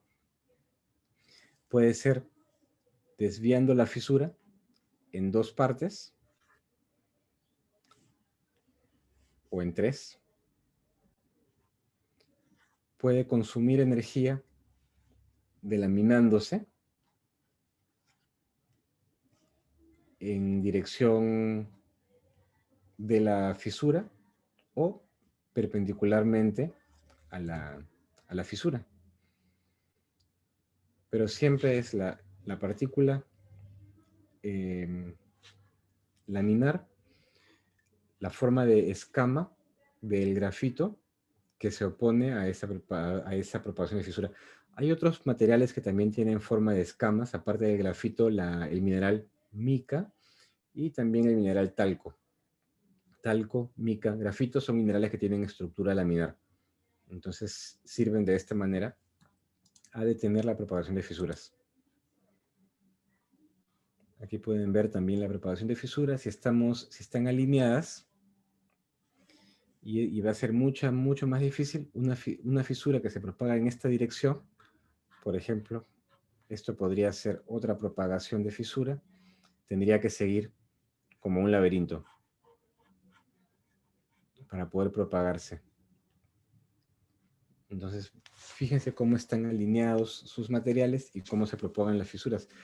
Si las láminas están todas alineadas en una dirección, va a tener un efecto en esa dirección y otro efecto en la dirección perpendicular. Y si están al azar, si están distribuidas totalmente al azar o de manera aleatoria, van a tener refuerzo en las 3 dimensiones. Y es eso, por ejemplo, aquí, una fisura que se propaga. Aquí pueden ver como una partícula grande de carburo de silicio, voy a tratar de... La partícula grande de carburo de silicio puede haber sido esta. Fíjense en la deflexión de la fractura causada por la partícula de carburo de silicio. Y eso es disipación de energía, retardo en la propagación, aumento del recorrido y este refuerzo del material. Aquí en el caso de una partícula, pueden ver cómo hay delaminación entre la partícula y la fisura, y en este caso que ha habido rotura de la partícula con el consumo de energía asociado.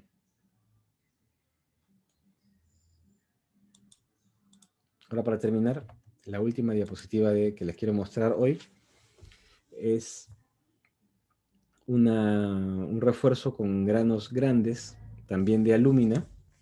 Recuerden, la alúmina es el óxido de aluminio, o Al2O3. Y aquí tienen la delaminación. La partícula de alúmina no se ha roto. Por ejemplo, en este caso, sí tienen las dos opciones.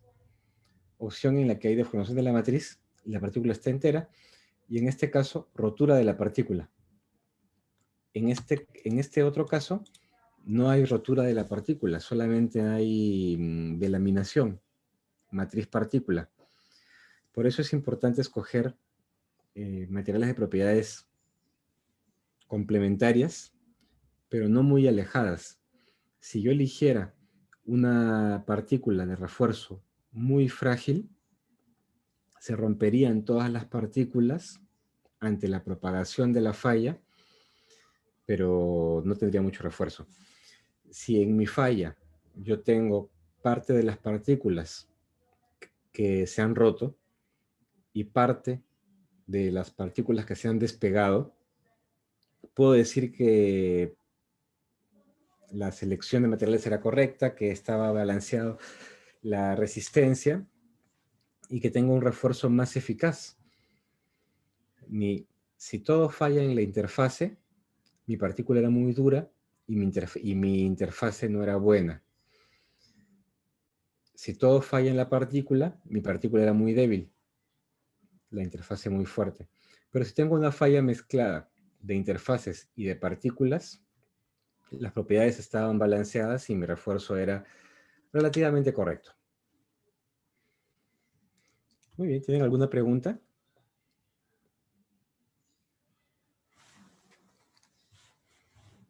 Muy bien, entonces si no hay más preguntas, continuamos la próxima clase, el próximo lunes.